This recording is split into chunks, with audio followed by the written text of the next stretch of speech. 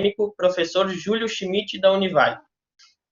Temos também o Arthur Salaber Gomes, eu até não tinha notado o último sobrenome, já falando agora, também é graduando em Comércio Exterior pela FURC, foi presidente e fundador da Front Sul de 2017 a 2018, diretor acadêmico do Centro Acadêmico de Comércio Exterior em 2018 e presidente em 2019, agora atualmente também em 2020.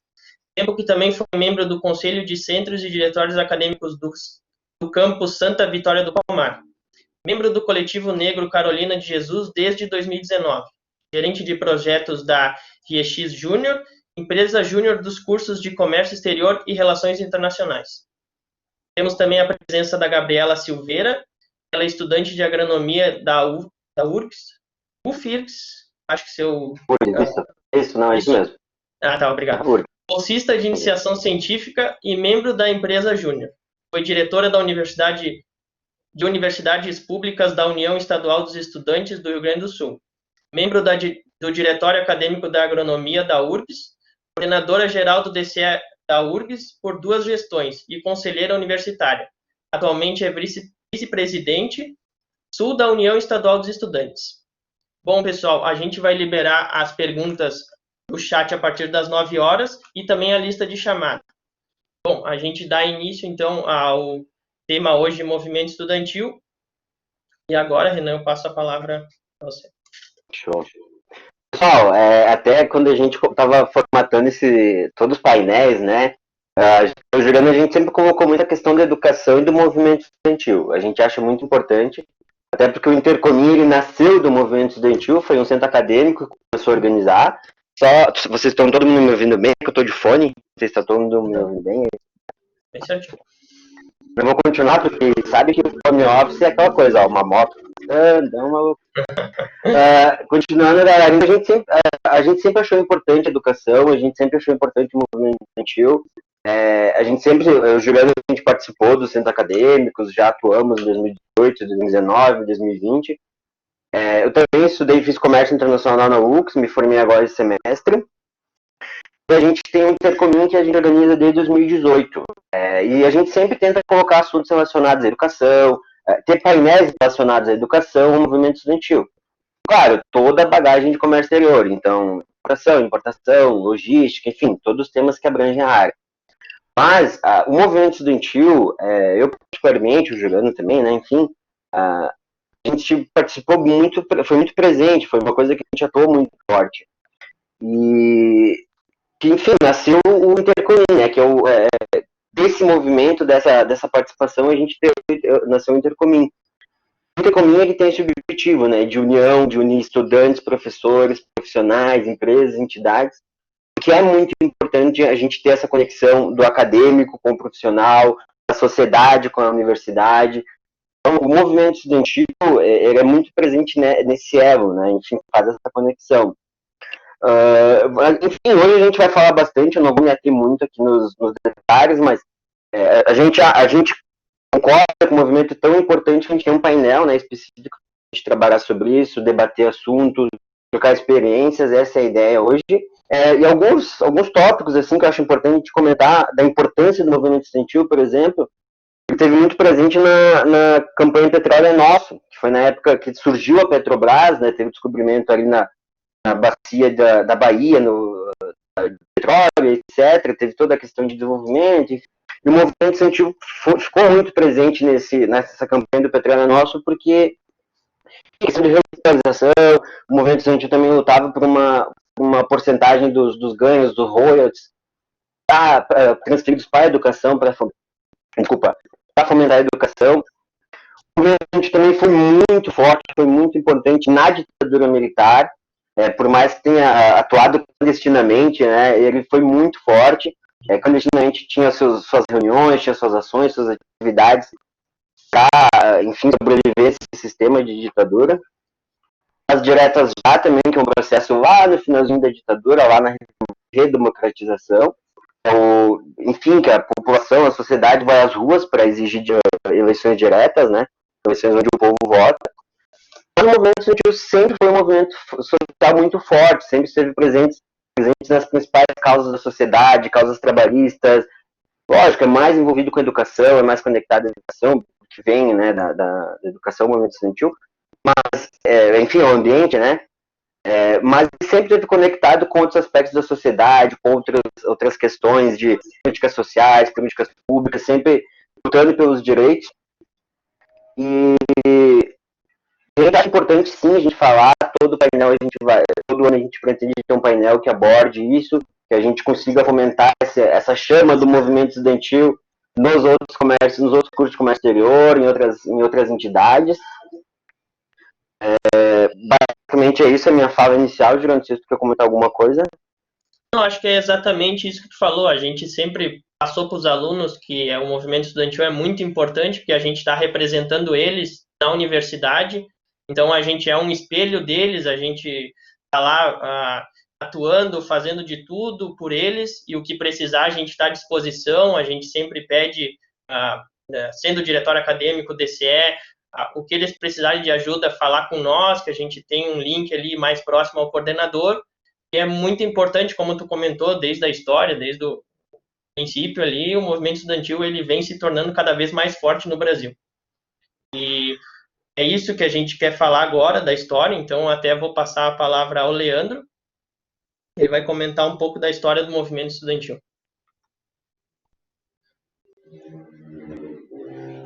Vamos. Boa noite.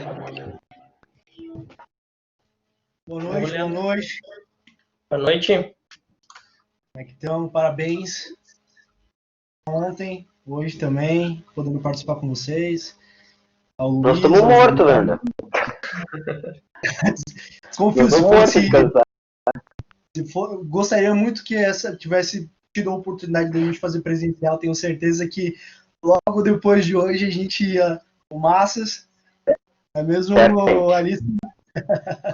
Bom, eu queria primeiramente agradecer ao Luiz e ao Juliano pela organização do Intercomim, da oportunidade também do DCE da nossa universidade estar participando, tendo uma palavra. A nossa querida coordenadora, a professora Nath, presente. Eu vi também o professor Ayrton ali, não sei se ele está indo ou se já foi. Também o Centro Acadêmico de Comex da Univale, né, através da nossa presidente Alice. E também conto ali com a nossa vice-presidente DCE, Mayara, que encontrei ali nos participantes. Queria já dar boa noite a todos. Bom, como o próprio já estava dando uma introdução, né, o principal papel da movimentação, né, o movimento estudantil e também da movimentação estudantil, com certeza, foi ali na ditadura, o golpe, né, de 64, mas eu queria fazer um certo diferencial, né, porque é óbvio, falar de movimento estudantil, eu acho que deixa todo mundo arrepiado para rever esse momento da história, porque, querendo ou não, foi articulado, foi organizado vários outros movimentos sociais através do nosso movimento estudantil.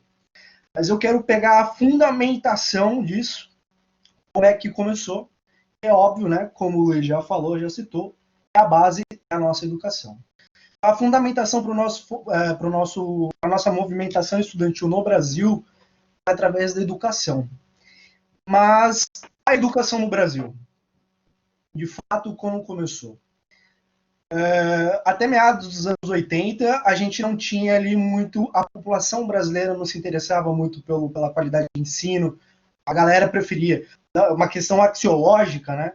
A população via que, principalmente porque nós tínhamos um grau de pobreza extremamente elevado, então a grande parcela da população acreditava que trabalhar e auxiliar em casa era muito mais benéfico à família do que o próprio estudo. Então a gente começou a desconstruir essa ideia, não faz muito tempo, né? Faz pouquíssimo tempo. Na realidade, a gente discutiu hoje sobre a organização da educação no Brasil, em determinada classe, em determinada região do país. Bom, começamos a discutir sobre a ideia da movimentação estudantil pela educação, mas ali no século XVIII, ali quando a gente entra numa era, a principal era para nós acadêmicos, cientistas, a era iluminista, né, europeia, onde vários, posso dizer acadêmicos, mas filhos dos filhos da eu digo, filhos de fazendeiros que foram estudar, fazer medicina e advocacia, né? Eram os principais cursos no momento daquela era.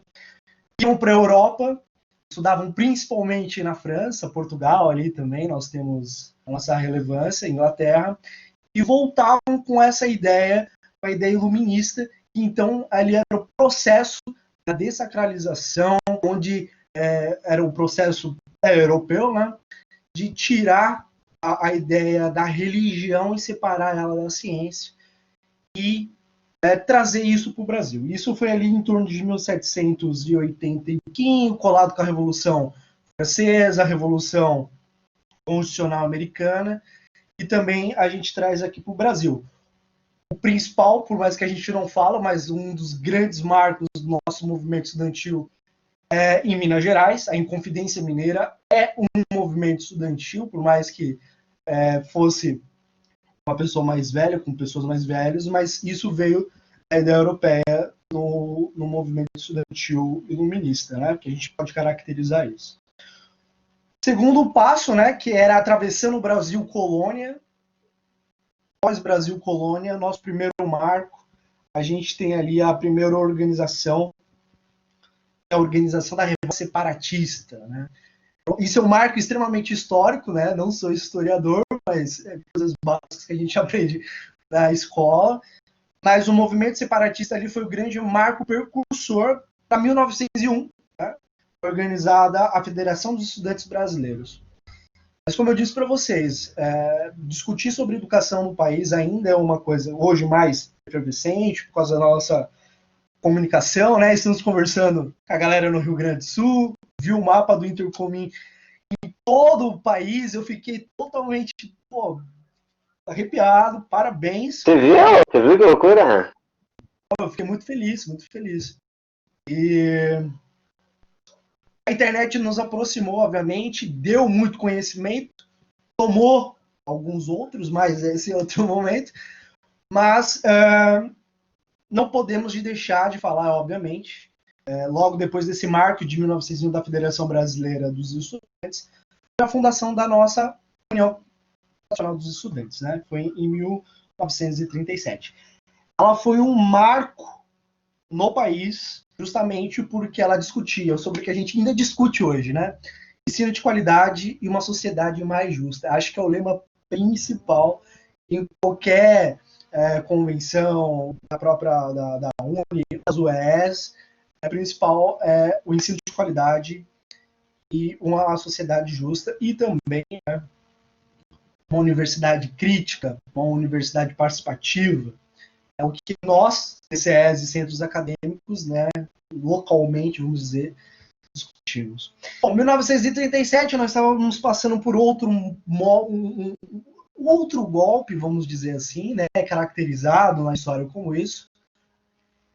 Era Vargas, nosso grande gaúcho, né, pai da nossa CLT, mas ali criou-se mais uma revolta, inclusive já o Luiz já deu pitaco ali, né? Nosso petróleo, né? Nossa Petrobras sendo criada. Então Getúlio vai lá e a nossa comunicação estudantil, falo nós porque participamos, independentemente de quem saia ou continue, o movimento está no nosso sangue. Eu acredito que isso não sai.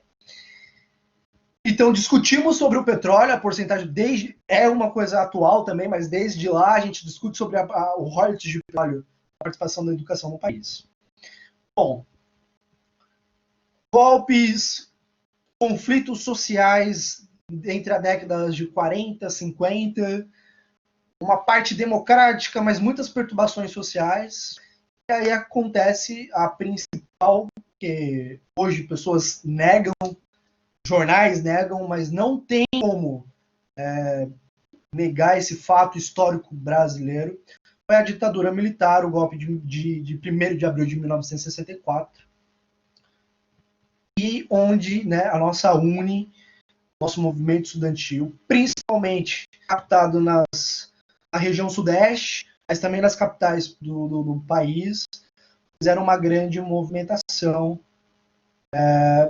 também com grupos sociais. Então, 1964, golpe, tomada do prédio da Uni, queimar o prédio. Mesmo assim, isso não foi o ápice para a galera continuar a conquistar. USP, a Universidade de São Paulo, junto também com várias outras universidades, mas como polo principal naquele momento, é atacada, vários acadêmicos são presos no primeiro momento. Logo a gente entra ali em 12 de outubro, né, que é o marco principal, eu acredito que seja principalmente para a Uni, dia 12 de outubro de 68, o 30º Congresso da Uni, na cidade de Biúna, em São Paulo, onde tocam fogo também, prende alunos, algumas peças principais até o momento da movimentação estudantil, o grande nome hoje extremamente conhecido, infelizmente não tão bom, não tão bem conhecido como foi José Dirceu, também foi preso, assumiu a responsabilidade, conseguindo ajudar os camaradas na época, mas tivemos ali o grau muito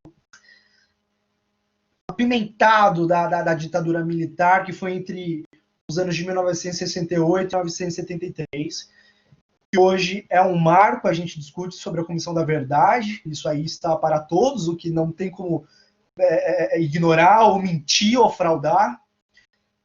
É o marco porque foi um marco onde nossos acadêmicos começaram a assumir, professores começaram a assumir, militantes partidários, que já é outra fase do nosso movimento estudantil, começaram a assumir, outros de fato apareceram mortos e outros estavam presos, reclusos, e mesmo assim o movimento não parou.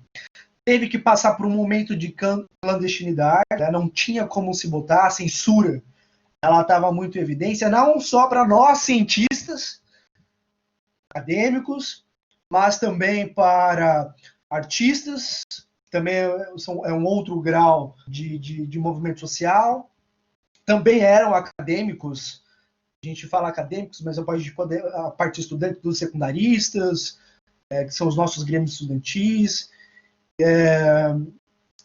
Então, muita coisa aconteceu nesse primeiro momento, principalmente esse encontro no 30º Congresso da ONU. Então, acabaram se concentrando não mais em São Paulo, tiveram que ir, então, à cidade universitária do Rio de Janeiro, uma cidade mais afastada. Tinha a concentração necessária, mas uma cidade mais afastada, já não estava mais na central dos acadêmicos do país ali, que ainda não era São Paulo, mas também era Rio de Janeiro. Talvez isso tenha sido também uma grande influenciadora para a época, né, a margem da época, para conseguir, vamos dizer, quebrar as barreiras daquele momento, para deixar o movimento totalmente um pouco mais brasileiro. Bom, já foi dito para os nossos amigos, né? É uma coisa que me arrepia, que eu assisto, faz parte, eu acho. Nós temos um documentário, eu acho que ele se sintetiza muito ali. Eu assisti isso no ensino fundamental, eu acredito que tenha sido na minha 7ª, 8ª série, um documentário chamado Hércules 56. É um grande documentário que fala sobre personalidades e movimentações daquela época, né? A gente discute vários ângulos, o artístico, o jornal, né? As mídias brasileiras, tudo que eles fizeram para se organizar, para poder se manifestar, mesmo que reclusamente se manifestaram. Mas independentemente desses ramos, o movimento estudantil estava lá, deu a cara para bater, e posso afirmar com todas as palavras que foi talvez o maior precursor para que as coisas tenham sido aglutinadas para os militares e que a gente tenha conseguido uma representação mais massiva, talvez até a desistência mesmo do golpe. É claro que tinha várias circunstâncias. Esse documentário, né, 56, vai falar que é do avião, que foram os nossos presos políticos, grandes acadêmicos no momento, foram enviados para o México em troca, né, uma barganha, porque se organizaram para sequestrar o nosso cônsul não, né, o cônsul americano. Então fizeram a barganha, então tivemos vários presos políticos sendo liberados. Então acredito que para vocês que estão assistindo, o documentário Hércules 56 resume extremamente a importância do movimento estudantil nessa época. Bom, a Uni, mais uma vez, vai dar a sua cara ali uma participação no movimento das diretas já em 1984. É um movimento social, também não esquecido pela própria Uni, que veio ganhando forças para a gente migrar para o marco da nossa redemocratização. Em 1985, temos, né, a nossa lei. Temos várias leis vigentes, né, que organiza a movimentação estudantil, mas o marco da Lei 7.395, muito pequena, muito extensiva, mas também restritiva em vários pontos, veio organizar a União Nacional dos Estudantes, veio organizar os UES, também os DCS, os CAs/DAs, né, que nós temos em cada universidade. O principal ponto organizado pelos movimentos sociais que a própria Uni organiza foi ali no início da década de 90, 92, principalmente com Collor, né, com uma fala mansa, vamos dizer, muito nacionalista, mas que foi reverberante para ele ganhar força, mas também ao mesmo momento que não passa-se muito, ele não é impeachmentado, ele renuncia, mas graças à força do movimento estudantil, pelos caras pintados e pelas movimentações sociais que ali se encontravam. Bom, diante a isso, né, nova Constituição, 1988, criando uma grande repercussão nacional, onde nós, acadêmicos, nós, população, independentemente do canto que fosse do país, encaminhava para a nossa Assembleia Constituinte para organizar o nosso artigo 5º, né, nossos direitos sociais e os nossos direitos individuais. Organizamos, então, o que é a nossa educação, né?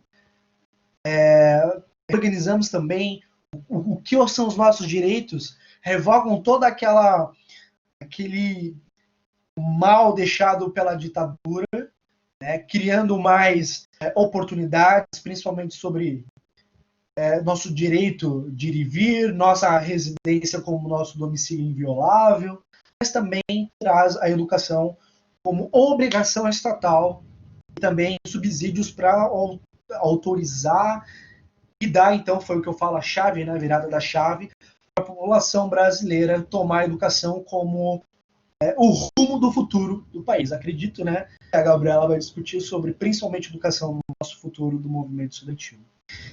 Já estou acabando. Então, nessa Constituição, o que acontece? Nós conseguimos o direito do menor, 16, né, nosso semi-imputável, um voto a partir dos 16 anos. Recentemente, os 75% dos royalties do petróleo. 50% das universidades públicas, os acadêmicos, os estudantes de escolas públicas. Então, isso tudo foi do movimento estudantil organizado, não podemos deixar de falar da própria União Nacional dos Estudantes. E também, né, foi organizado através das UES, junto em conselho com os DCS, principalmente das capitais do país. Bom, é claro que esse é o momento para um debate, né? Existem várias críticas, eu acredito, né, principalmente no conteúdo, num contexto mais atual, mas eu acredito que a gente vai ter oportunidade em posterior para a gente também fazer algumas análises da nossa participação, eu como DCE, vocês como centros acadêmicos, também os acadêmicos das nossas instituições. Eu queria agradecer e deixo meu muito obrigado por poder dar essa introdução histórica que, querendo ou não, arrepia bastante. Muito obrigado. Ô, André, deixa eu só fazer um comentário.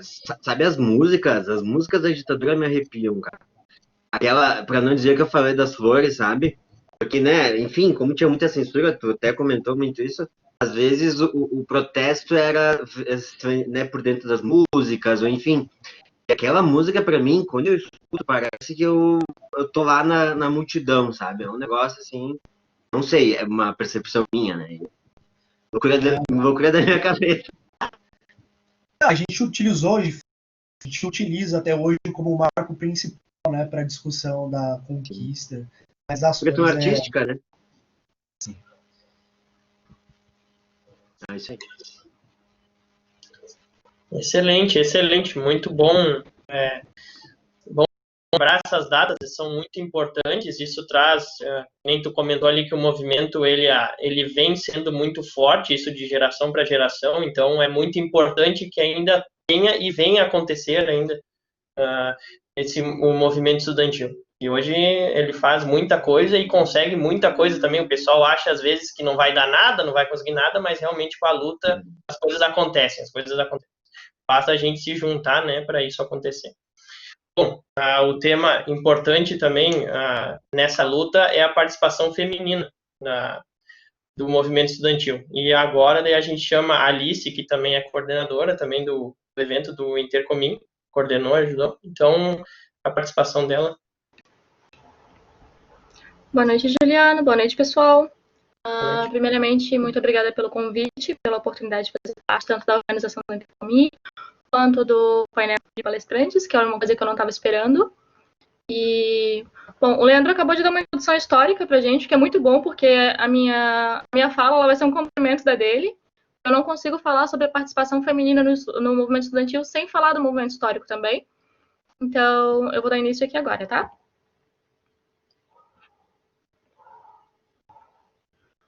Como foi falado anteriormente, eu sou presidente do Centro Acadêmico de Comércio Exterior. Eu vou aproveitar o momento para dizer que, caso alguém tenha interesse em fazer parte do nosso centro acadêmico, nós estamos recrutando, tá bom? E agora eu vou dar início à minha fala.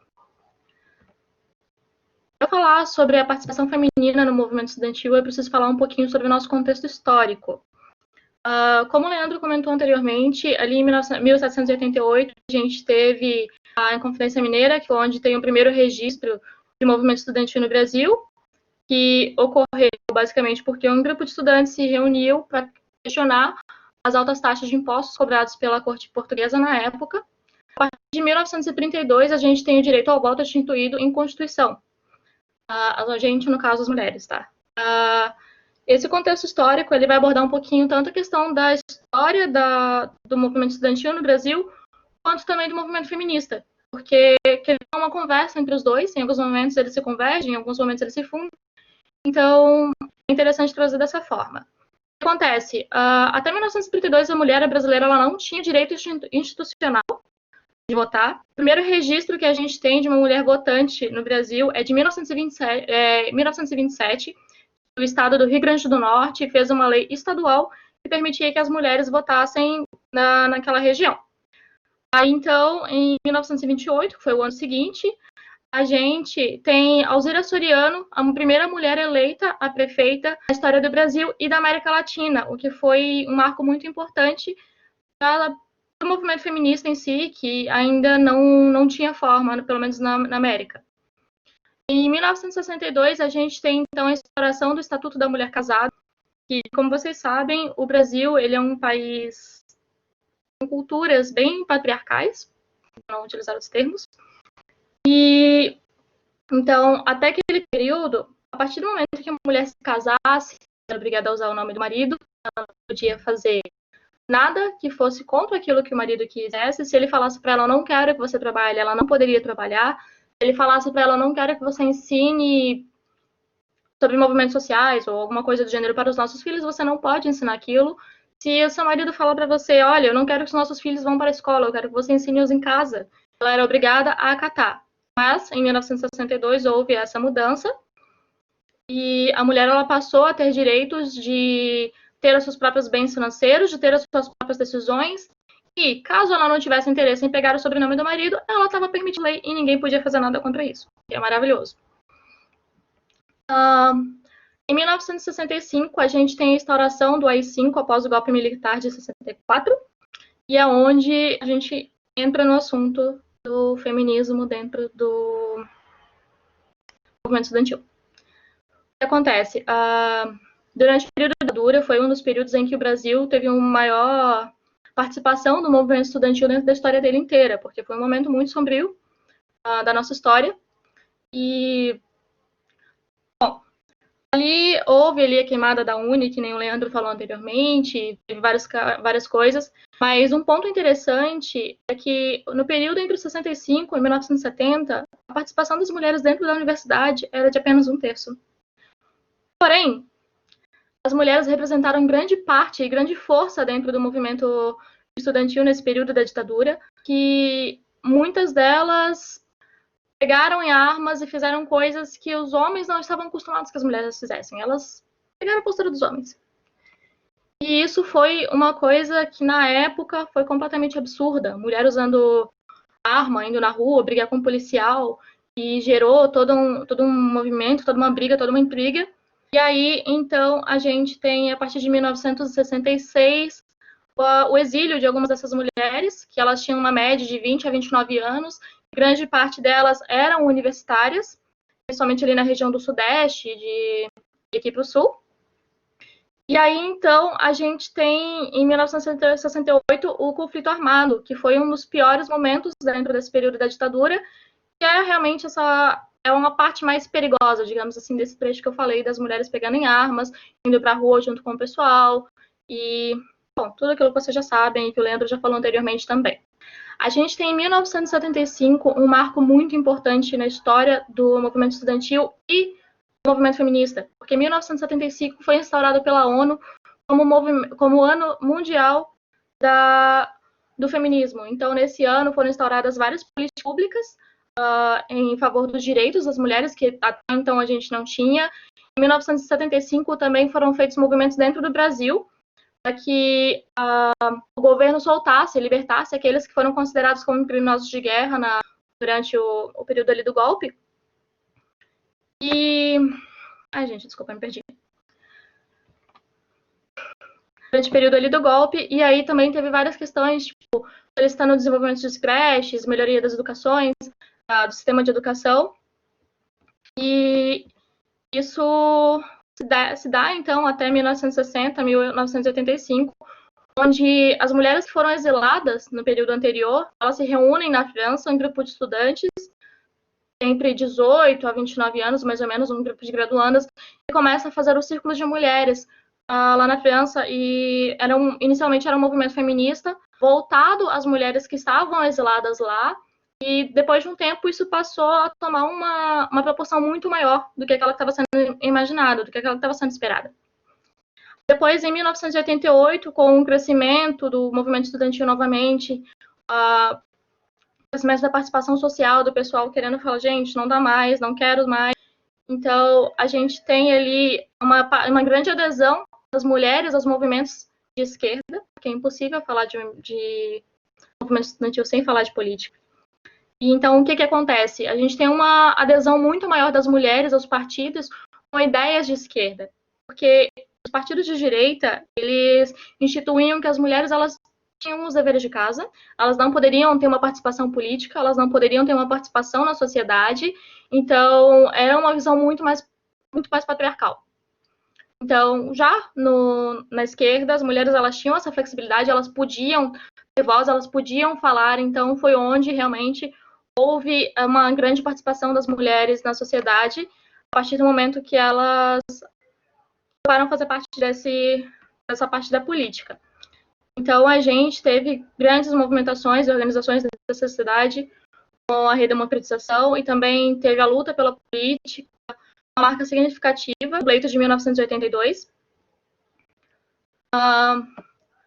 Depois, a gente tem a influência do feminismo francês na formação das brasileiras. Então, principalmente na constituição daquele círculo que eu mencionei ali antes.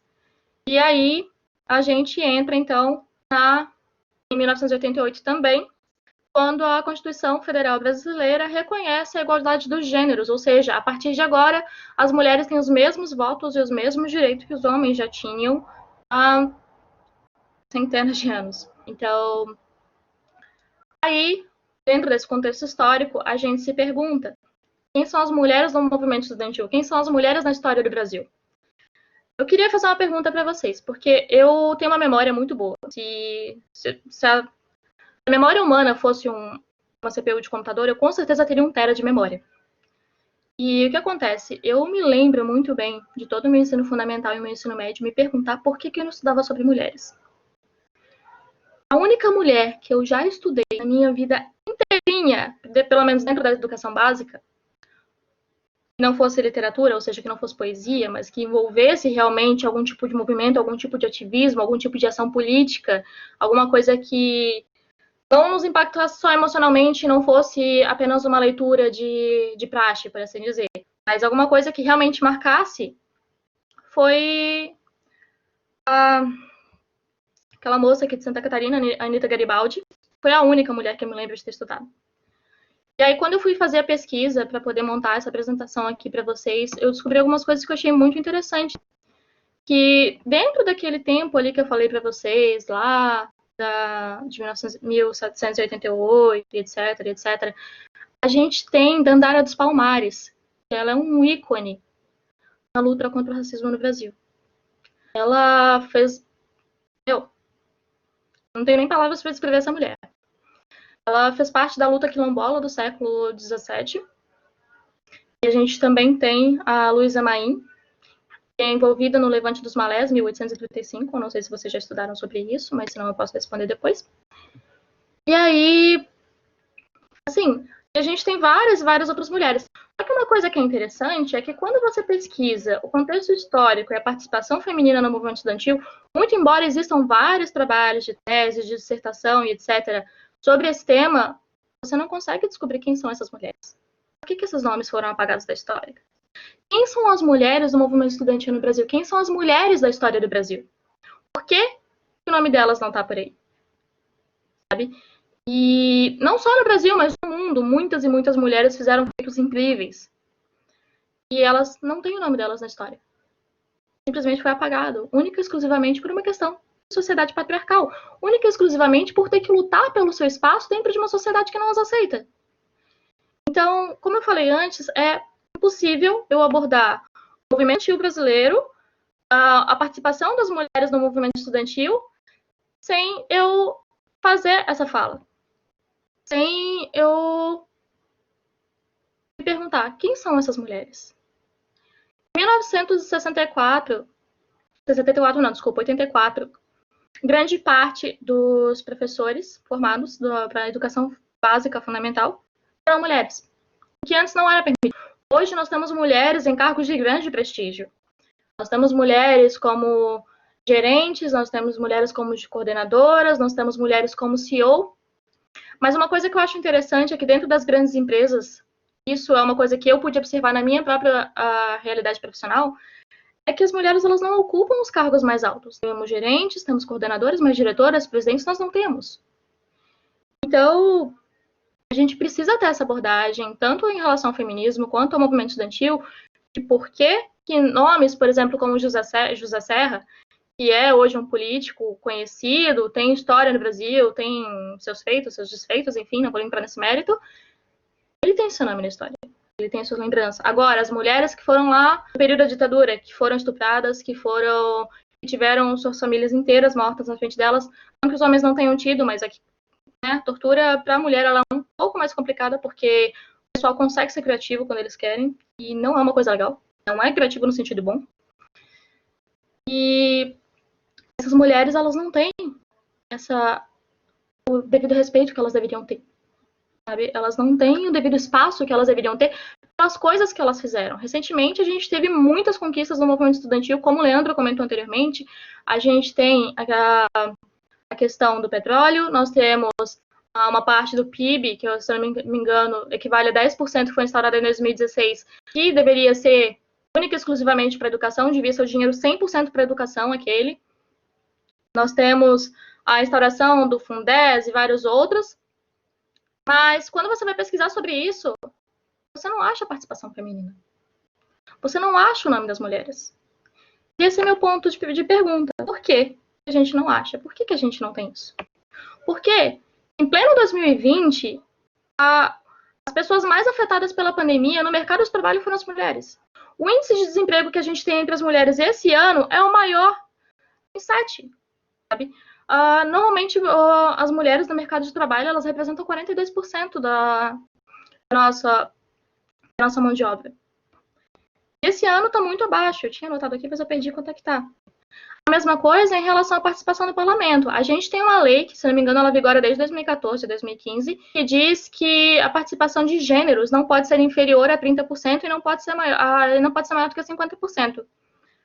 Mas existem dados recentes de mulheres ocupando apenas 10% das cadeiras do parlamento.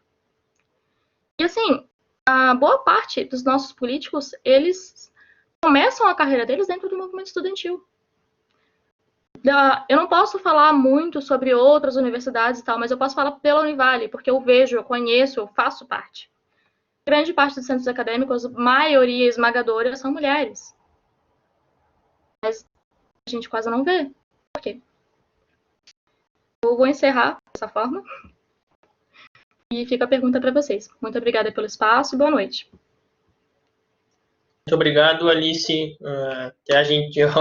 As perguntas que tu fez ali, eu não tenho nem respostas, é um assunto que a gente comenta até hoje em dia, principalmente a presença feminina, ela vem aumentando agora, empresas de grande porte, Nubank, Cristina Junqueira, a Luísa Helena Trajano do Magazine Luiza, tem a da Dudalina também, que se não me engano é Sônia alguma coisa, mas é bem importante esse assunto, com certeza, ainda é muito discutido e agradeço muito a sua presença, Alice. Agora eu passo a palavra ao Arthur, no qual ele vai abordar o tema empresas e entidades na luta antirracista. Também é muito importante também a gente falar disso. Estão me ouvindo? Sim. Estamos ouvindo e também já tem a tua arte aqui já. Enem, tudo certo? Beleza, vamos lá. Muito obrigado pelo convite, né? Já agradeci os meninos, o Luiz Paulino aí, parceiro, dono do Comex aí da UX, eu brinco com ele, que ele é quase o dono da UX, né? O cara conhece todo mundo, conhece todos. O Juliano agora também tenha ajudado bastante ele, eu estou vendo a atuação aí também. Muito obrigado, Juliano. Eu queria começar primeiro a fala dos que me antecederam, né? Eu estava aqui, foram falas bastante construtivas, muito bom ouvir vocês falarem disso. E agora eu vou falar para vocês um pouco sobre empresas e entidades na luta antirracista, né?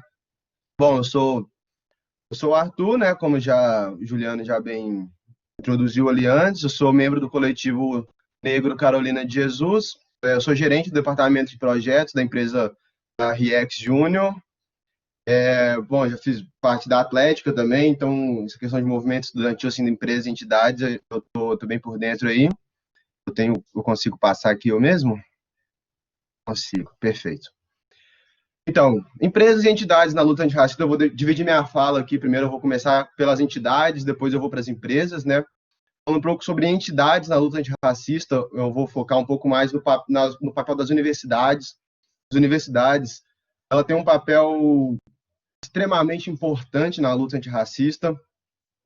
Bom, explicar o racismo do brasileiro, eu não consigo em 20 minutos, não consigo em 1 hora, não consigo em 2 horas, porque o racismo brasileiro, ele é um racismo, não só o racismo escancarado que a gente vê hoje em dia, e que a gente vê a população negra morrendo.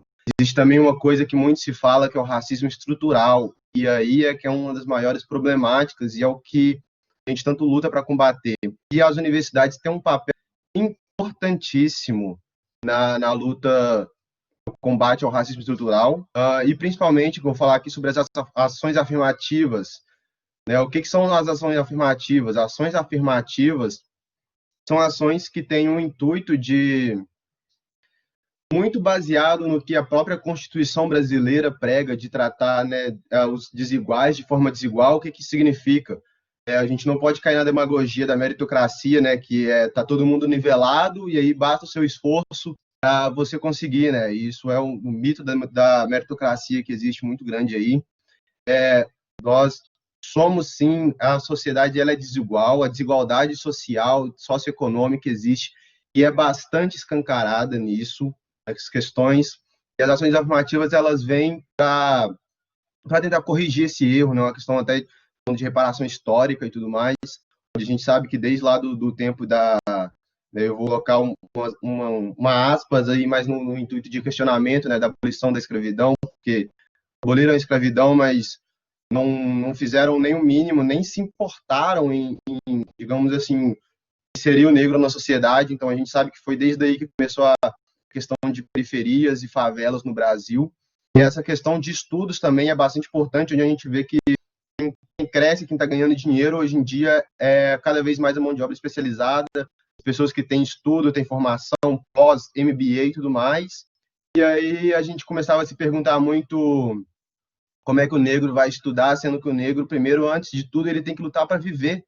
Entendeu? A gente tem uma luta tão grande para viver e, além de tudo, ainda a gente tem que fazer graduação e pós-graduação e muito negro favelado, ele tem que competir contra o cara que tem o privilégio de fazer cursinho de manhã e de tarde, sendo que o negro ele tem que trabalhar de manhã e de tarde para botar dinheiro para ajudar a mãe, e tem que virar à noite estudando. Então, assim, as ações afirmativas entraram para sanar esse problema, entendeu? Principalmente inserir o negro na universidade, para ele ter uma universidade pública e de excelência, de qualidade, vamos dizer assim, né?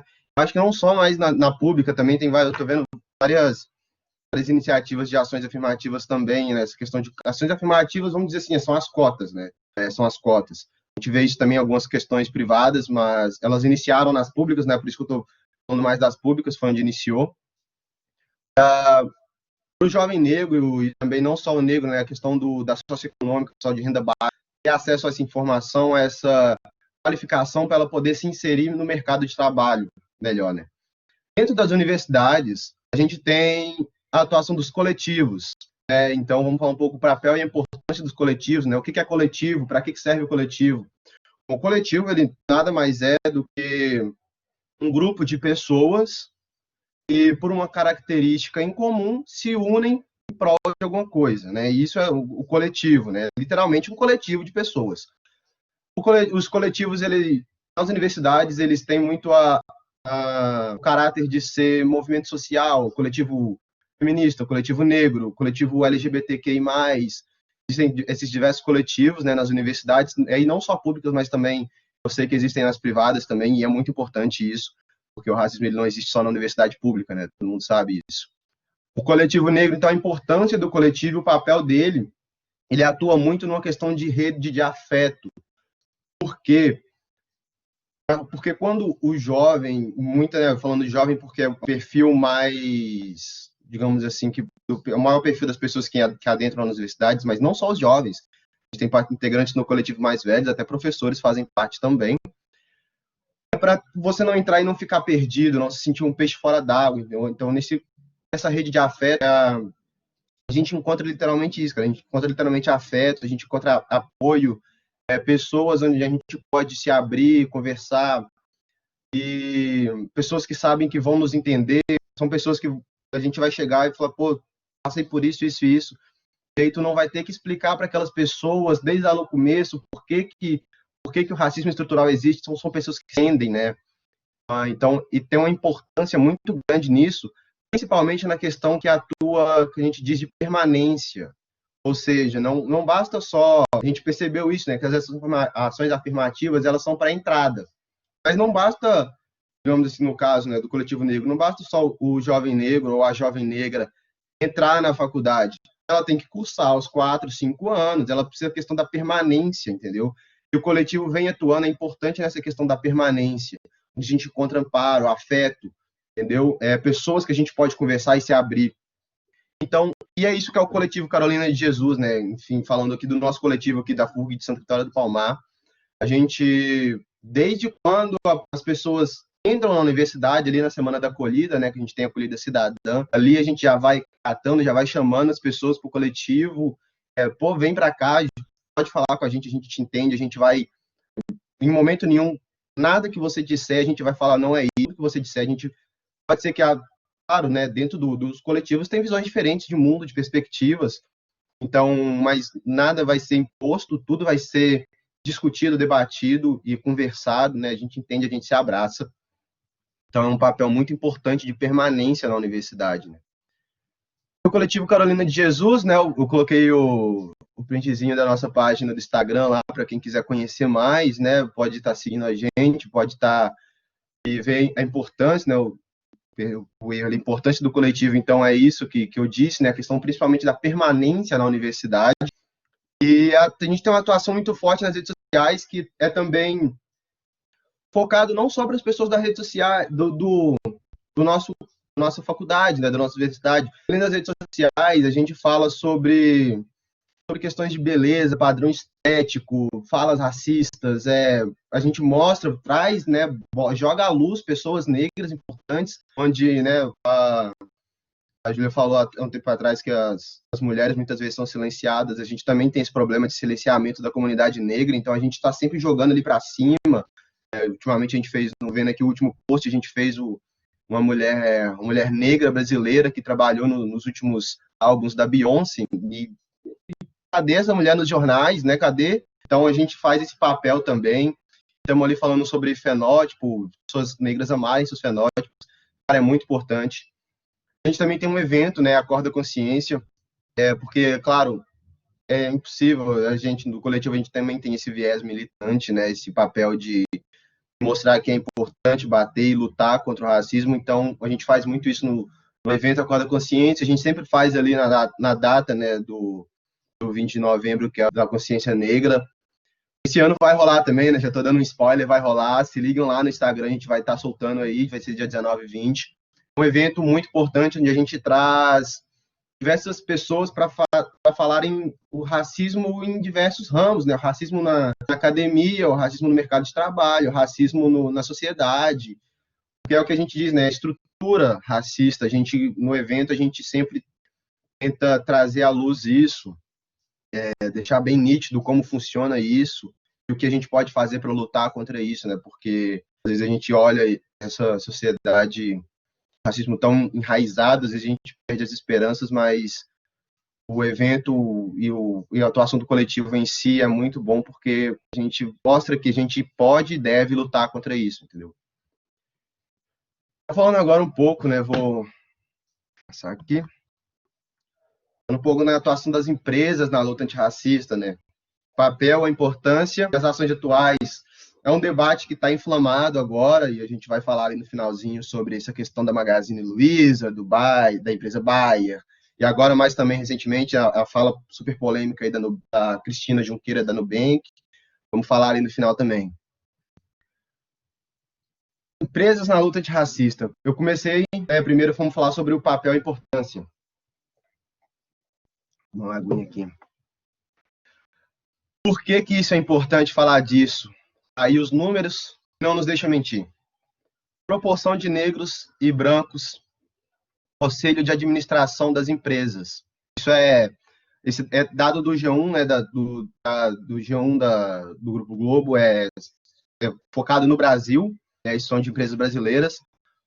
O conselho de administração, 95% de brancos. Quadro executivo, 94%. Gerência, 90% de brancos. Supervisão, 72%. Quadro funcional 62%, e vocês vão vendo que quanto mais a gente chega no que a gente diz ali, né, que são os postos de chefia, principalmente da supervisão, da gerência para cima, quanto mais a gente vai afunilando para os cargos de chefia, cada vez tem menos negros. Conselhos de administração, somente 5% dos conselhos de administração de empresas brasileiras são compostos de negros e negras. 95% de brancos e brancas. Então, assim, a gente já vê só os números em si já trazem a importância do debate, né, disso. E aí eu trouxe uma coisa muito legal para ficar mais visual, né, para vocês verem. Existe isso aqui, ó, True Colors, isso aí a gente já falou na questão de mundial, né, traduzindo o que está embaixo ali. True Colors é uma iniciativa, né, eles têm a página do Instagram, das redes sociais, onde eles pegaram as logos de grandes empresas multinacionais, eles refletiram em questão de branquitude, assim, vão deixando cada vez mais branco, né, a logo das empresas, de acordo com o percentual de pessoas brancas nos cargos desses postos de gerência. Ou seja, funciona. Eu trouxe alguns exemplos aqui para a gente ver. Como funciona? Quanto mais branco for o corpo administrativo das empresas, mais branco vai estar o logo delas, para vocês entenderem. Uber, 50% de postos de administração, postos de chefia, 50% branco, 50% negro. Tá vendo que a gente já vê aí, mas né, a logo da Uber, todo mundo sabe, é a Uber toda de preto, né, na cor preta, tá cinza. Zoom, a plataforma que explodiu aí na quarentena, né? 70% dos postos de chefia são compostos de pessoas brancas. McDonald's, 77%. Você vê que já vai ficando mais difícil de visualizar, né? Nike, 85%. Isso aí é a Gap, né? Aquela loja de roupas, Gap, 87%. Você vê que já é um negócio que tem que fazer força na vista para ver. E aí eu trouxe isso aí, que é até impossível, digamos assim, a gente ver, né? Isso aí, gente, é a CNN, uma das maiores, né, mídias de imprensa assim, mundiais, né? Tem atuação em vários países, que nem a gente está conseguindo ver, mas são 93%. 93% dos postos de chefia da CNN são compostos de pessoas brancas, que é quase impossível de ver o logo, né? Então, isso por si só já traz a importância do debate, que a gente não está... A gente falando isso, a gente parece meio besta, mas por incrível que pareça, existem pessoas que precisam ver isso para entender a importância. A gente não está procurando chifre na cabeça de cavalo, o problema existe, o problema está aí, tá vendo? Tem gente que gosta de falar de número, né? Então, falando de número, tá aí os números, escancarados, que não deixam ninguém mentir. Agora, falando de atuação. Por que eu trouxe assim, né? Questão de essa disposição, Magazine Luiza versus Nubank. Não é porque eles são inimigos, não, de mercado, não é isso. Eu vou explicar por que eu trouxe assim. Recentemente, nós vimos aí as ações, né, afirmativas da Magazine Luiza e da Bayer, onde eles abriram programas de trainee específicos para a comunidade negra. Ou seja, programas de trainee onde só quem é negro se inscreveria e participaria. É importante dizer, gente, não é que a Magazine Luiza e a Bayer falaram, a partir de hoje a gente só contrata negro. Não. Eles lançaram um específico para desenvolver trainees negros. Existem ainda outros que não são excludentes, entendeu? Isso é bem importante dizer, porque eu vi muita gente pecando nessa fala. Por que a Magazine, né, principalmente, isso foi impulsionado pela Magazine Luiza? Por que elas fizeram isso? Eu trouxe alguns dados aqui. A Magazine Luiza, né, através da Luiza Trajano, soltou alguns dados, onde eles disseram que 53% dos funcionários deles são pretos ou pardos. 53%. Mas em cargos de liderança, a Magazine Luiza, 16%. Ou seja, 84%, né? Se a gente fosse jogar a Magazine Luiza lá no Colors lá, seria uma coisa bem difícil de ver.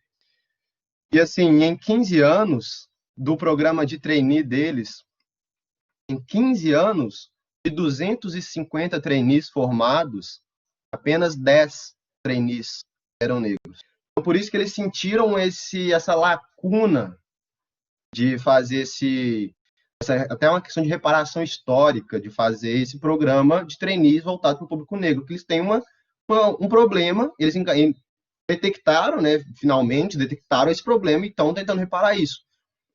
Claro, como tudo no Brasil é polêmico e politizado, as pessoas foram lá e denunciaram esse programa. Acreditem, vocês denunciaram, e isso chegou ao STF. O próprio STF deu um entendimento jurídico de que esse programa de trainee da Magazine Luiza nada mais é do que também uma ação afirmativa, né? A gente começou uma ação afirmativa no âmbito das entidades, agora também no âmbito de empresas, também existem ações afirmativas, e é isso que está fazendo a Magazine. A Bayer também, né? A Bayer, eles lançaram a mesma coisa, né? Um programa de trainee para público negro, e da Bayer, de 430 estagiários, apenas 120 eram negros, ou seja, mais de 310 aí, né, da população branca. E segundo a 99 Jobs, né, aquela plataforma que faz essa atualização em questão de dado, 300 processos de trainees atuais do Brasil, 300 processos, 99,2%, 99,2% dos aprovados nesse programa de trainee eram brancos. E a própria 99 Jobs, né, o vice-presidente, falou que uma das razões disso acontecer é principalmente porque a população negra não tinha muitas vezes acesso, não sabia que acontecia isso, entendeu? Não chegava essas notícias para ele. E aí, quando viam, eles não sabiam o que era trainee, como funcionava. Vou perguntar, vou pedir umas dicas aqui para entrevista, vou pedir umas dicas para meus amigos. Cadê? Não tem? Cadê a população negra no mercado? Nesse trainee não tinha, entendeu? A gente viu aqui os dados. De 300 processos, 99% passavam brancos. Então, é muita ignorância e chega a ser desonestidade dizer que esse problema não existe, entendeu? Então são essas empresas, a Magalu e a Baia, estão abrindo os olhos. É claro, a gente vai falar da Nubank, também tenham cuidado, né? Questão, não vamos botar ação Magazine Luiza aí, Deus e tal, e a melhor empresa do mundo, não, calma. Estão começando agora, né? É uma questão assim de ver se isso vai ser uma ação de marketing, ou seja, vai ser esse ano e nos outros anos nunca mais vai ter. Então, é uma problemática, entendeu? Então, assim, é tudo uma questão de processo. Primeiro passo foi dado. Primeiro passo, né, a gente sabe que é um dos mais importantes, foi dado. Então, agora vamos ver se esses programas vão realmente ir para frente. Mas, assim, é um passo super importante, super necessário. Falando da Nubank, por que eu trouxe a Nubank como um caso, assim, até de exemplo a ser seguido? Nessa semana agora, no programa Roda Viva, né, de entrevistas, Cristina Junqueira disse, ao ser perguntada por uma mulher, esqueci o nome agora da mulher, me perdoem, mas ela trabalha na Forbes, perguntou a questão do Nubank, né, como que o Nubank trabalha isso, essa questão de ações formativas, e a Cristina Junqueira, ela, resumidamente, na fala dela, ela disse que tem dificuldades de contratar pessoas negras, porque ela não quer nivelar a empresa dela por baixo. Ou seja, ela está dizendo que não existem pessoas negras qualificadas no mercado. E aí é que eu te pergunto, não existe ou das duas uma, não existe ou você está procurando os lugares errados ou você não quer encontrar. Porque é aquela, se você for procurar somente ali na bolha dela, dos executivos dela, onde a gente está vendo que a gente viu dados lá que 95% são brancos, aí ela não vai achar mesmo. Entendeu? Se você procurar na sua bolha, por isso que a gente fala, essa questão de percepção do racismo é de furar a bolha. É enxergar o mundo como ele é, e não como a bolha te fez enxergando. É furar a bolha. É pensar à frente, pensar em cima, entendeu? Ver toda a questão como um macro. Se ela procurar somente naquela bolha ali, onde 95% das pessoas são brancos, aí realmente, aí até a questão de estatística vai ser difícil de achar. Se ela furar a bolha, eu tenho 100% de certeza que vai ter uma par de gente qualificada. Gente, quando isso estourou, fazendo um adendo, no LinkedIn, veio uma par de gente dando não, olha esse programa aqui e tal. E ela citou também, né, ela citou que a própria Nubank tem a Nuafro, né, a Afrobank, que são programas que desenvolvem jovens, né, negros nas periferias, questão de programação. Eu pergunto, então, por que não pegar esses jovens negros e desenvolver essa liderança neles, entendeu? Fica parecendo muito que é só para questão de marketing, de propaganda, para falar que tem. Se você mesmo está dizendo que você não vai pegar esses jovens e vai levar para os cargos de liderança, não vai desenvolver a liderança neles, entendeu? Tá fazendo para bonito, entendeu? Então, assim, é uma fala, e aí na hora, assim, quando eu assisti a entrevista, né, depois eu me obriguei a ver tudo, e na hora já me veio assim um pensamento, né, uma fala do personagem ali da obra de Ariano Suassuna, que é o Alto da Compadecida, onde em um certo momento João Grilo, né, que é o personagem icônico, diz: é tanta qualidade que exigem para dar emprego que eu não conheço um para ter condições de ser empregado.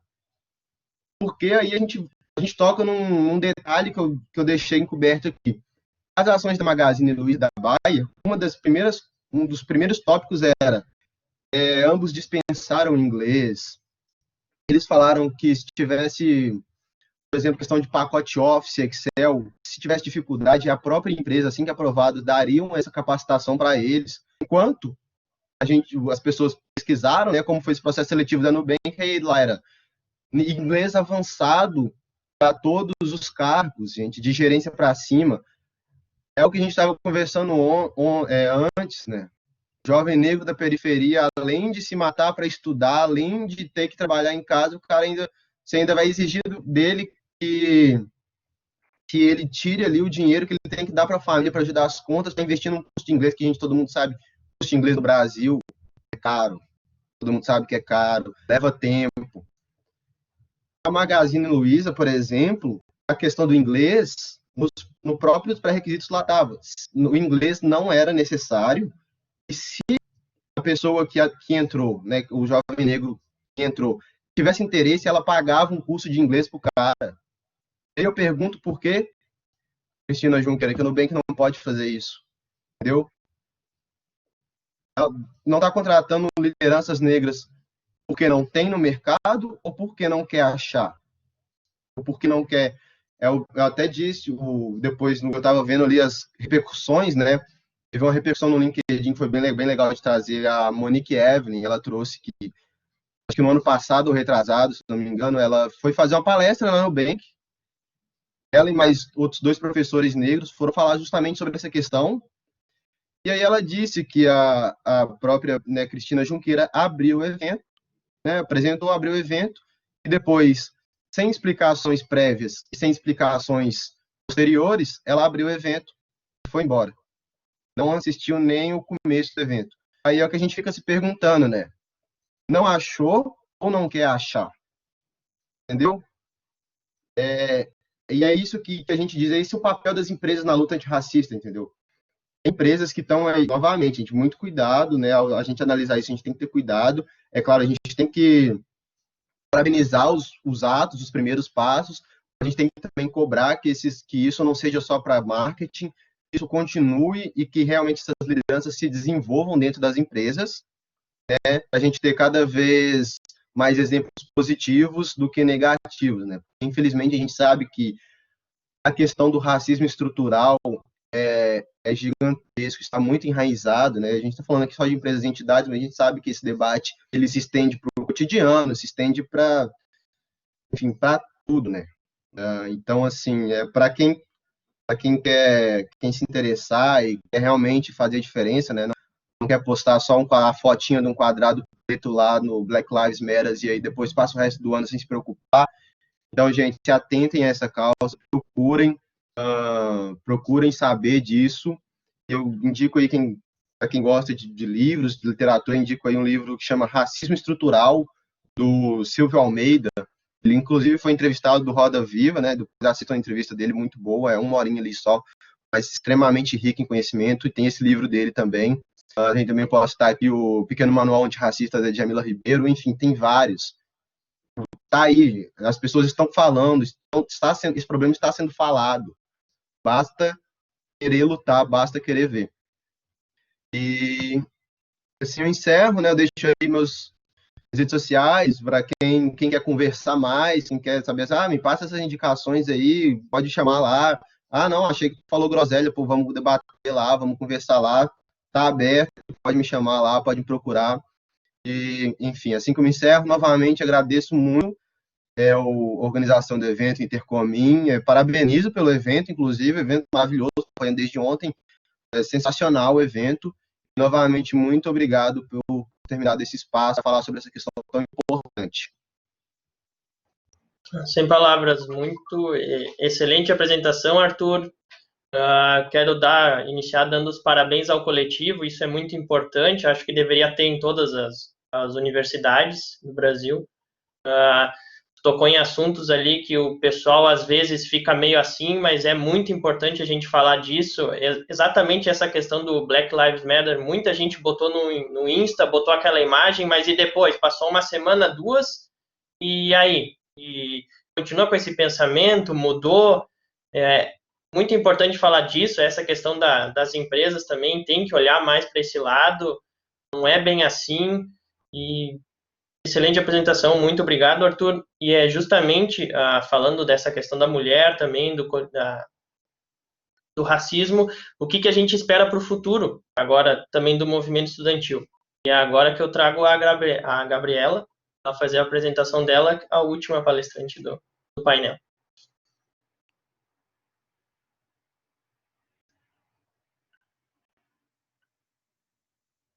Conseguem me ver?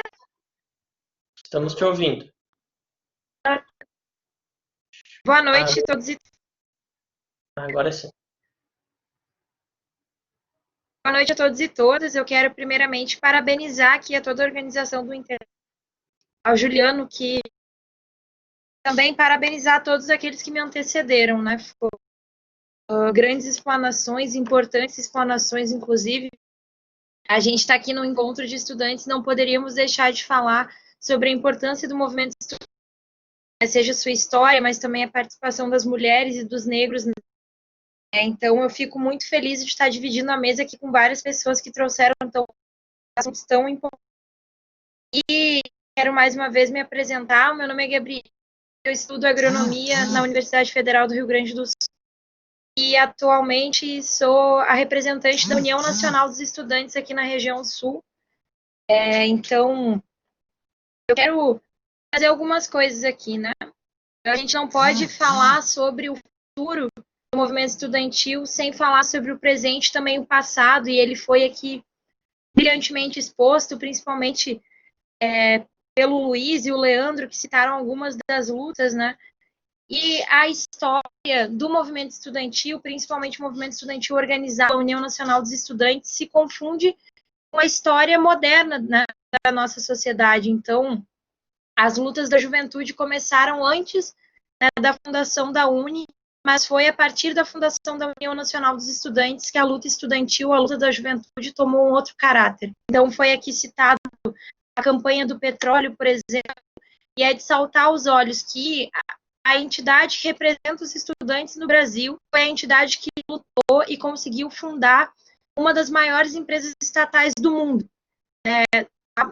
A principal empresa do Brasil, é uma empresa que tem sofrido, inclusive, grandes ataques no último período e, mesmo assim, se mantém.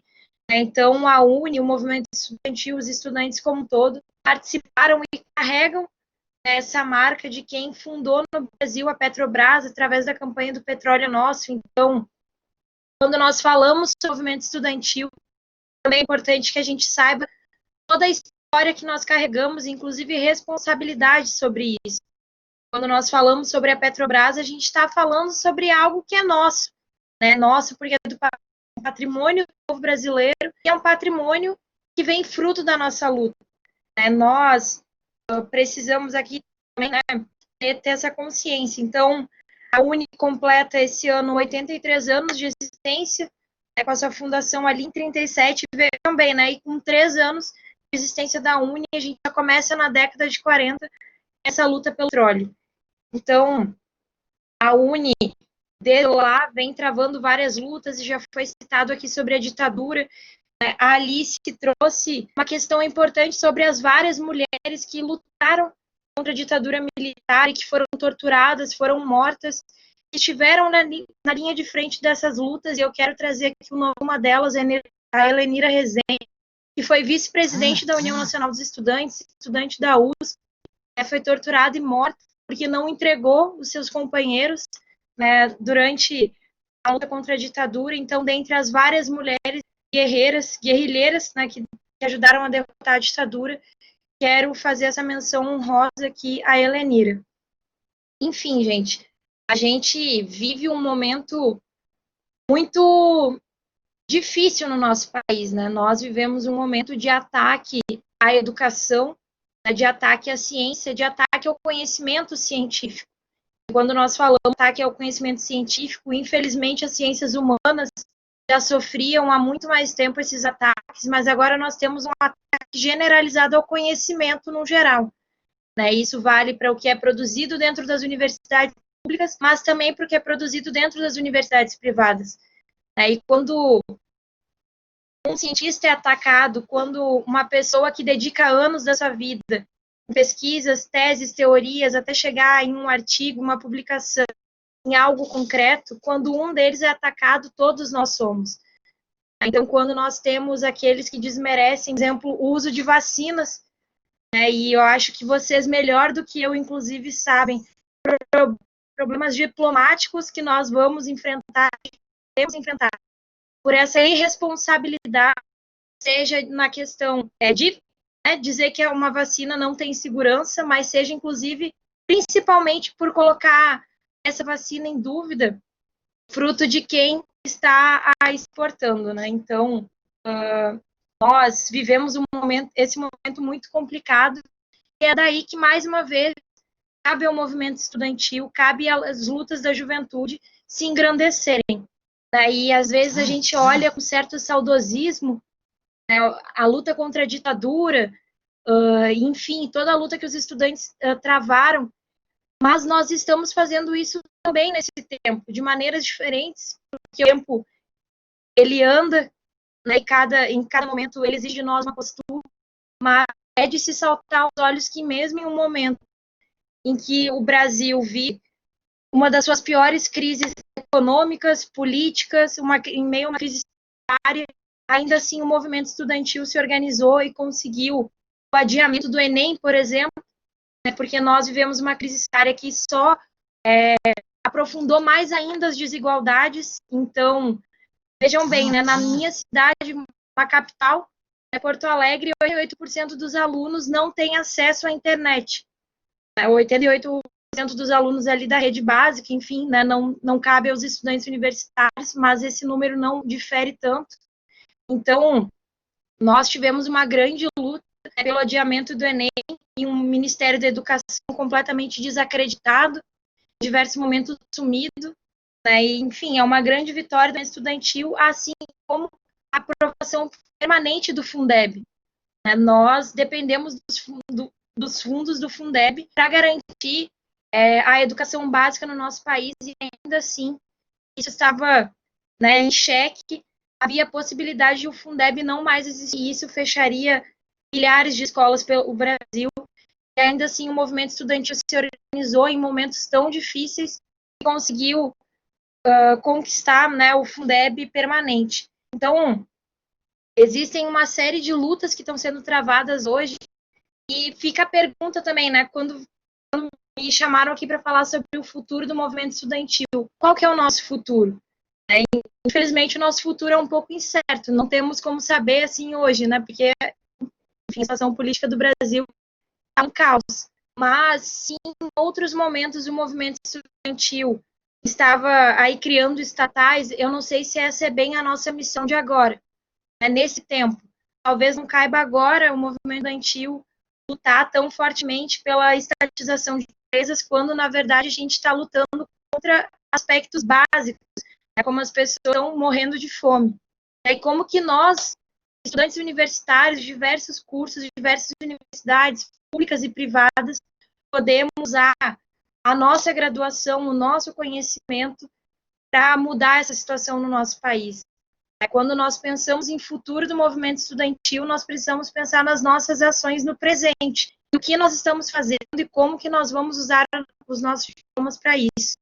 Então, cada pequena ação, né, que não é tão pequena, na verdade, se a gente olha de uma dimensão histórica, então é nós nos organizarmos no nosso diretório acadêmico, é esse espaço aqui que vocês estão promovendo hoje, que é tão importante.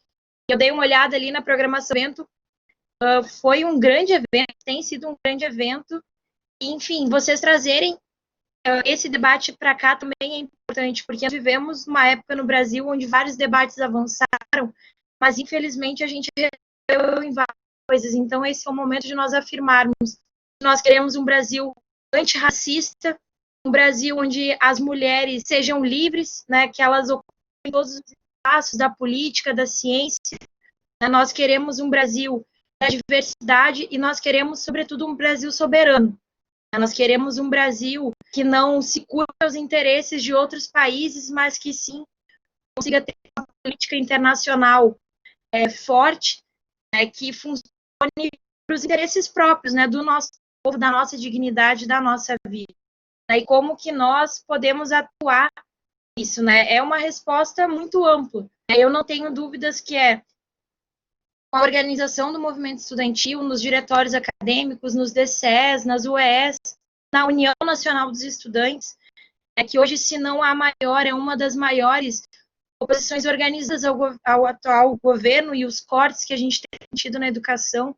E esses cortes não atingem só as universidades públicas, é importante ressaltar, Nós tivemos cortes drásticos no FIES, por exemplo, que foi uma política junto com o ProUni, que garantiu um acesso gigantesco ao ensino superior nas universidades privadas. Então, nós precisamos nos organizar, né, de todas as maneiras possíveis e seguir lutando em educação, em defesa de um Brasil soberano, de um Brasil desenvolvido. Nós temos uma série de instituições no nosso país com grande potencial e que hoje estão sendo destruídas, porque, infelizmente, elas servem única e exclusivamente aos interesses do Brasil. Aparentemente, isso não é um projeto que salta aos olhos de quem hoje comanda o nosso país. Nós precisamos defender as nossas instituições, nós precisamos defender o conhecimento científico e tecnológico, nós precisamos defender que aquilo que a gente produz dentro da universidade saia de lá e sirva ao nosso povo. Então, quando nós falamos sobre o futuro do movimento estudantil, esse é o futuro, seguir lutando para que nós conquistemos daí sim esse Brasil mais desenvolvido. E eu acredito que aqui, nesse encontro de estudantes que nós temos, o nosso futuro é seguir se organizando, mas também, quando nós tivermos nosso diploma, e antes disso também, nós usarmos ele e toda a nossa força em defesa do nosso país, em defesa do nosso povo. Então, eu quero agradecer muito, né, vocês, mais uma vez, pelo convite. Tenham na Uni e também na União Estadual dos Estudantes do Rio Grande do Sul grandes parceiros de vocês. Espero poder participar de mais eventos como esse, se tudo der certo presencialmente, que é muito mais legal, né, poder ver todo mundo, em que a tela do computador não dá. E contem comigo, contem com a Uni. Vamos seguir lutando pela educação, uma educação de qualidade, pela ciência, pelo nosso país, né, por um Brasil mais soberano e desenvolvido. Muito obrigada. Isso aí. Nossa, hoje assim, gente, eu não sei nem o que dizer. Eu tô até sem palavras aqui. O Juliano me disse assim, tu tá louco pra falar, né? Eu disse, não, eu tô louco porque... Nossa, é muito isso, painel, sabe? Painel. Não, é que eu sempre bati muito, Gabriela, eu sempre bati muito isso na tecla, sabe? A gente é responsável na sociedade, a gente é um agente responsável pelas coisas que acontecem, porque a gente pode mudar, né? Então, tipo, dentro da universidade a gente aprende, estuda, isso tem que repassar para a sociedade de uma forma diferente da área, seja sabe, você tem, acho que é a obrigação do estudante, né? Poder devolver isso para a sociedade. Muito bacana. Não sei se tu lembra de fui no congresso da UE, quando a gente fez a união, mas eu tava com o pessoal da UX, o Hector, não sei se tu vai lembrar, o Não, Barbudo. claro, é assim, eu sou suspeita para falar, né, eu não sei quem da UX mais está aqui assistindo, mas a UX é uma universidade que tem muito meu coração. Inclusive, eu estou muito triste porque a pandemia me impediu de fazer várias visitas que eu faria esse ano à UX. Mas eu estive participando semana passada do encontro de mulheres, né, que o DCE lá promoveu. Né? Então, assim, a UX tem muito meu coração, saibam disso, mas agora, no geral, o Intercomim também tem. Que bom, que bom. Quanto mais gente com Intercomim no coração, a gente... Não, tu sabe que quando a gente começou, assim, a gente pensou, né, que a gente acha importante o movimento, a gente acha importante engajar as pessoas, os estudantes, a gente se preocupar com... A gente sempre tentou linkar muitas questões da sociedade. Eu lembro até na semana acadêmica, quando a gente organizava, a gente trazia tópicos tipo assim, feminismo no comércio, a gente trazia debates sobre imigração. São coisas que estão no dia a dia. Por exemplo, em Caxias, por exemplo, a gente tem muita imigrante. Então, são coisas que a gente tem que debater. Eles têm suporte, eles estão conseguindo emprego. De que forma que a gente pode ajudar essa pessoa que está nessa situação, né? Eu acho que essa pandemia, ela fez muito esse exercício com todos nós, né? De a gente olhar para o lado. Porque, assim, muitas coisas é a partir como posso dizer, do exercício, respirar e olhar ao redor. Por exemplo, agora eu vou comentar uma coisa com o Arthur. Eu estava pensando nesses dias, um amigo meu disse, o que é racismo estrutural? Aí eu disse assim para ele, amigo, eu não sou a melhor pessoa para te explicar, mas assim, você tem algum amigo negro? Você tem algum colega negro no trabalho? Né? Não tenho. Então, esse grupo de pessoas, né, pessoas negras, são meio, recebem esse bloqueio, são jogadas num canto, então não tem essa oportunidade. E eu acho que é um bom exercício, né, Arthur, fazer esse tipo de questionamento. Não sei se tu tá me ouvindo. Sim, sim. Demais. Tem um exercício, falando de exercício para perceber o racismo estrutural.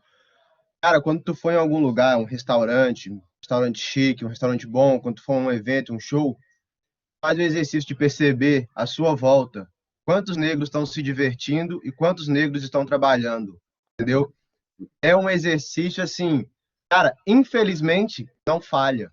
Você vai perceber o racismo estrutural só de fazer esse exercício, entendeu?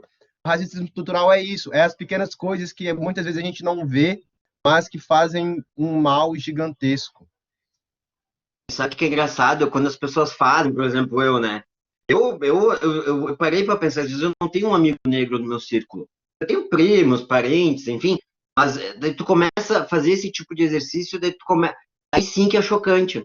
Aí tu começa a entender como o negócio é um abismo, né? Como a situação tá tão grave, como o racismo é tão forte, como tá tão impregnado na nossa sociedade eu só queria comentar um outro negócio que tu falou do Nubank. Eu achei engraçado, porque num dia eles eram os queridinhos, né? No dia seguinte, já, depois da fala dela, óbvio, com razão, né? Depois da fala da diretora lá, da Juliana Junqueira, um negócio assim, eu esqueci o nome dela. A Cristina. Mas tu vê que, tu nota que ela não tem base, não vou dizer da base, né? Mas tu nota que ela é algo que ela não compreende muito ainda, né? Tu vê como as empresas lidam muito a questão do feminismo, do machismo, a questão do racismo, da LGBT, enfim, né? Como é muito intocável esses assuntos, né? Eu sei de algumas empresas, eu vou citar um nome aqui, que é Resultados Digitais. Existem vários coletivos dentro da empresa, vários grupos de trabalho sobre feminismo, sobre racismo, sobre LGBT, assuntos relacionados a políticas, meio de trabalho, ambiente empresarial. Tu vê, e né, Arthur, tu vê como muita empresa grande está tão atrasada, então tu imagina que não são tão grandes, né? Pois é, e é até engraçado que quando percebe assim, resposta, ela começou citando os grupos que existem dentro da própria Nubank, e aí ela mesmo diz que foi iniciativa dos funcionários. E aí ela diz assim, não sei se ela queria se gabar disso, mas acabou sendo um tiro no pé, ela fala, a gente não teve nada a ver com isso. Isso mostra cada vez mais que eles não se importam, entendeu? Tipo, foi os próprios funcionários negros, os poucos da Nubank, que se juntaram ali, e aí ela diz que, ela, não sei se ela achou que ia ser algo bom, né, mas foi um tiro no pé, porque ela disse, não teve dedo nosso nisso. Isso mostra cada vez mais que, infelizmente, não se importam, né, velho? E aí é muito isso que tu falou, às vezes a gente fica chocado, assim, né, de quando as coisas são jogadas na nossa cara, mas, velho, é uma luta diária, é uma luta árdua, porque essas coisas, assim, de vez em quando saem nas notícias, né? Mas não é algo que aconteceu só aquele dia e no outro dia tá tudo bem, não, velho. É uma batalha diária, é uma luta dia a dia, né, velho? Isso que é complicado, acho que é isso que as pessoas não entendem, né? Quem não sente, quem não passa por isso não entende. Então, por isso que eu digo essa questão do exercício, de tu olhar ao redor. Por exemplo, eu tenho amigos gays, eu tenho amigos lésbicas, eu tenho amigos, no círculo de amigos, eu tenho muitas mulheres, não tem. Que são essas questões que a sociedade, acho que é uma coisa muito automática, ela vai empurrando, sabe? Nós tá tão impregnado que quando tu vê, tu tá nesse meio, né? Então, sim, concordo contigo, a gente tem muita coisa para lutar e é todo dia. Por isso que eu acho que a gente, todo dia é uma renovação, todo dia é respirar, todo dia olhar para frente e acreditar, e ter esperança e acreditar que o Brasil, como a Gabriela falou, a gente vai ter um Brasil menos desigual, sabe? Um Brasil mais que a gente consiga. Nossa, a gente ouviu hoje assim falar que as pessoas que estão passando fome é um negócio que a gente não passa pela cabeça. Não ter comida para comer. Então, às vezes a gente não sente, tá até a questão, uma coisa que me choca muito é parar pra pensar, pessoas que estão em situação de rua, velho, as pessoas às vezes não têm um lar, mano, não tem uma comida, entendeu? E assim, às vezes, as pessoas se impressionam quando sai na notícia lá, grupo de jovens ateiam fogo em morador de rua, mas, pô, a pessoa, ela não tá sofrendo só, foi só aquele dia que ela sofreu, entendeu? Ela tá sofrendo todo dia de estar ali em situação de rua, de estar ali, ninguém sabe por quê, né? Às vezes as pessoas passam desviando como se fosse um cachorro, um objeto, mas é um ser humano, né, velho? Nossa, é um negócio assim. Mas eu acho que eu bato muito na tecla desse exercício, sabe? Porque muita coisa eu não conheço, não tenho base para muita coisa. O mais importante que a gente precisa é esse exercício de conhecer, de aprender, de se tirar, sabe, a máscara, assim, tirar e tentar entender o que o outro passa. Porque, assim, é só tu não tratado porque teu cabelo é crespo, encaracolado, ou porque, por causa da tua pele. Ninguém pode. Só quem sabe, só quem sente, sabe? Então é bem complicado. Mas vamos lá, o Brasil, nós aqui, nós militantes, nós estudantes, nós cidadãos, a gente vai lutar junto aí e vai atrás. Juliano, não sei se tu quer comentar alguma coisa, fiz só alguns comentários aí. Eu acho que a gente foi muito feliz em ter feito esse painel do movimento estudantil nessa terceira edição. São assuntos muito importantes que a gente tem que, com certeza, tem que conversar sobre. Talvez algumas pessoas acham que são assuntos pesados, mas a gente tem que falar realmente, porque isso é o que a gente vive hoje em dia. Talvez um pouco menos, mas ainda acontece muito, porque a gente não se dá conta, ou a gente está num ambiente que isso não acontece, ou esse exercício aí que tu tinha falado do racismo, se for fazer, nossa, eu pensando aqui em várias situações que eu estive em lugares, é muito chocante isso, não deveria estar acontecendo hoje em dia. Então, muito bom ter abordado esses assuntos. Eu agradeço mais uma vez a todos os palestrantes. Juntos com nós estão na luta, sendo o movimento estudantil, né, que é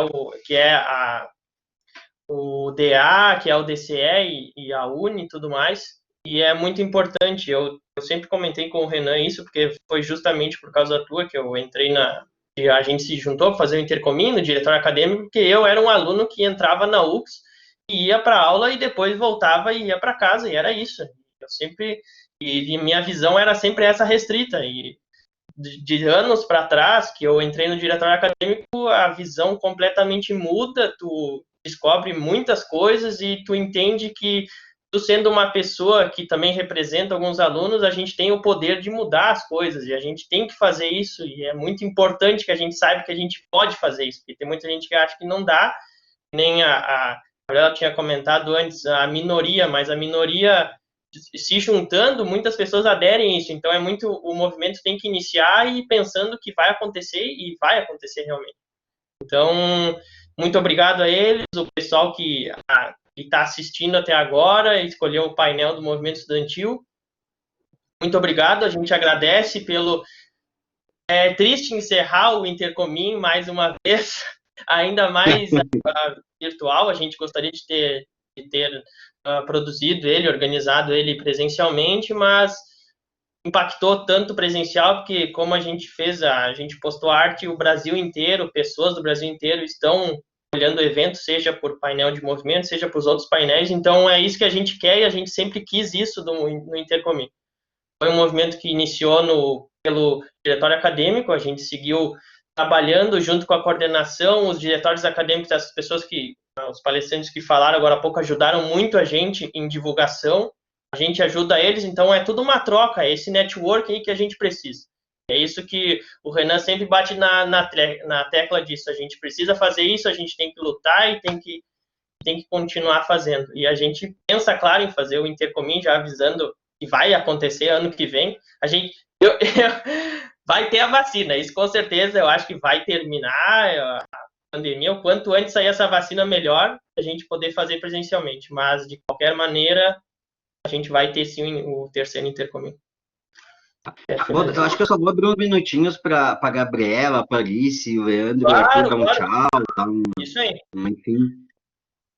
Por favor, pode começar pelo Leandro, depois a Alice, o Arthur e a Gabi daí. Se vocês quiserem dar um tchau, enfim, né, galera?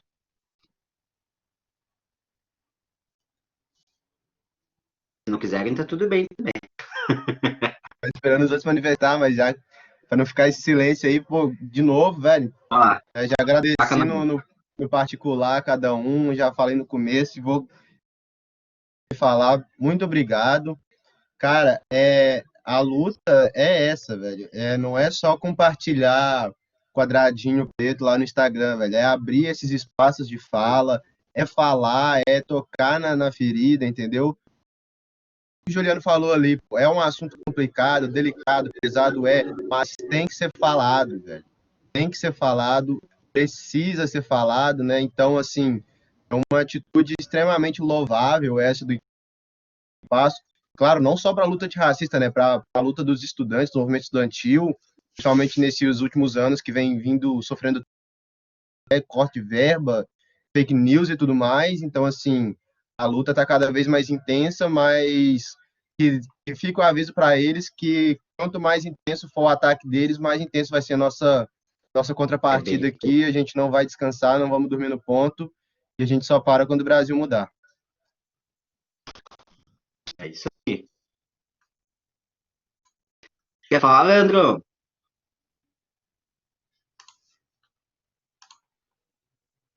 Gabi, Leandro, Alice. Oi, gente, eu tava esperando o Leandro se manifestar ali. Ele voltou, peraí. Ah, tá. Vocês estão me ouvindo?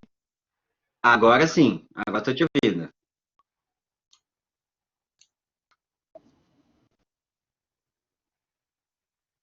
Eu queria agradecer pelo nosso academicamente Comex aqui no Vale. Falar com a Alice depois e tentar trazer no próximo ano o Intercom Univale novamente. Mas parabéns pelo evento. Gostaria de deixar meu muito obrigado. No futuro aí,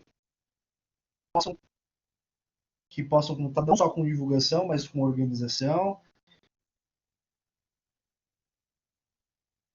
De coração mesmo, numa oportunidade que vocês pessoas.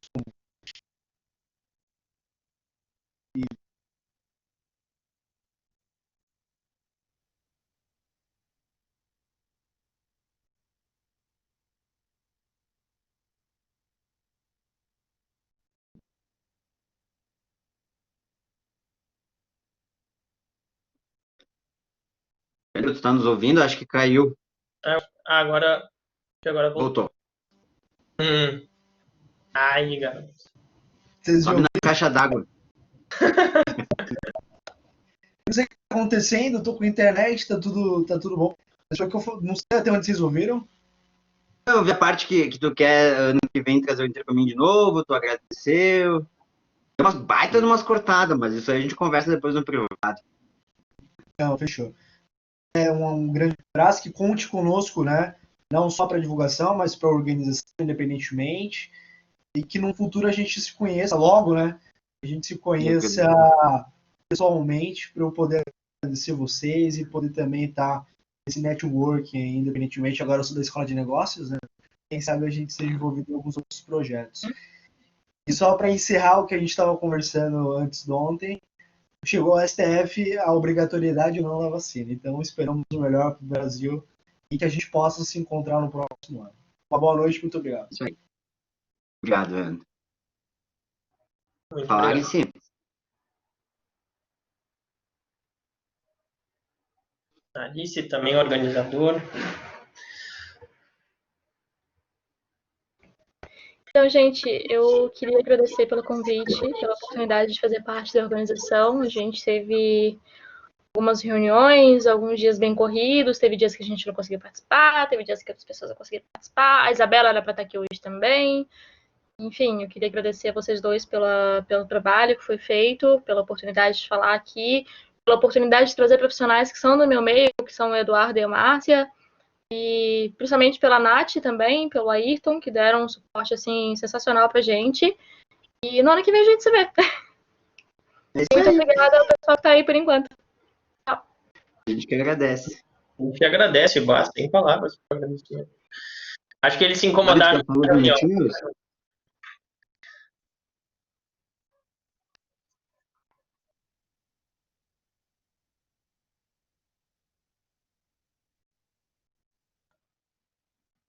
Oi, Gabriela? Eu tive um problema aqui Viu? com a câmera, gente, mas eu quero mais uma vez parabenizar vocês e agradecer muito pelo convite.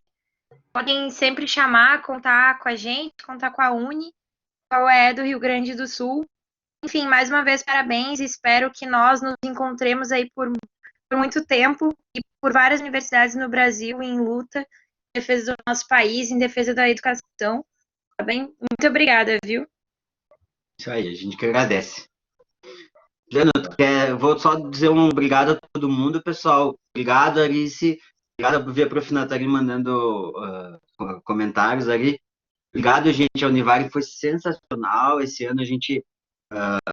Não é fácil organizar um evento sem 30 palestrantes, entre palestrantes e mediadores, é muita gente.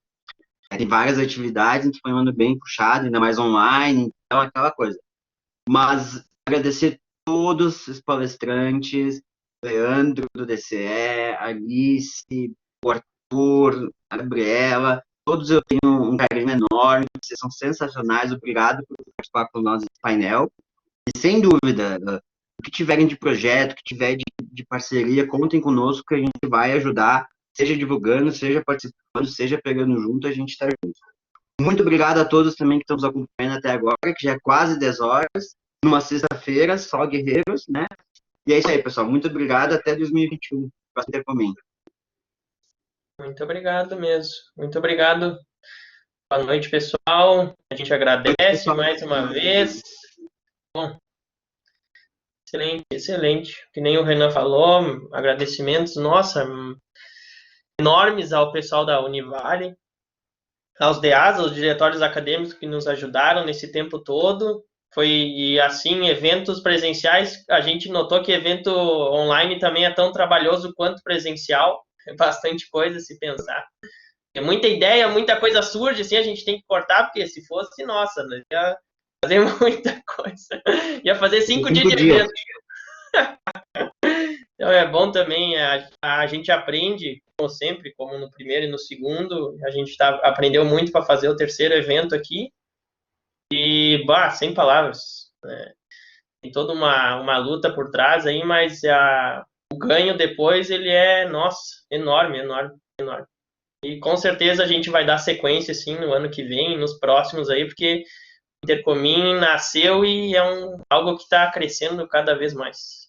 É importante essa aderência de todos, né? É importante que o pessoal sempre opine, dê sugestões, que a gente vai ter que sempre estar abordando temas que são do nosso dia a dia, e essa questão do movimento, Renan, a gente foi muito feliz em ter abordado. E junto com o tema de marketing também, que é novo, eu estou recebendo comentários aqui que foi sensacional, junto todos os painéis, né? O pessoal gostou bastante. Então, é aquilo que eu falo, feito com muito carinho e amor, né? Sim, com certeza, com certeza. Muito carinho, muitas horas em cima. Isso aí. Pessoal, um beijo, boa noite para todo mundo. Boa noite, boa noite. Aproveitem a sexta-feira, final de semana. Boa noite.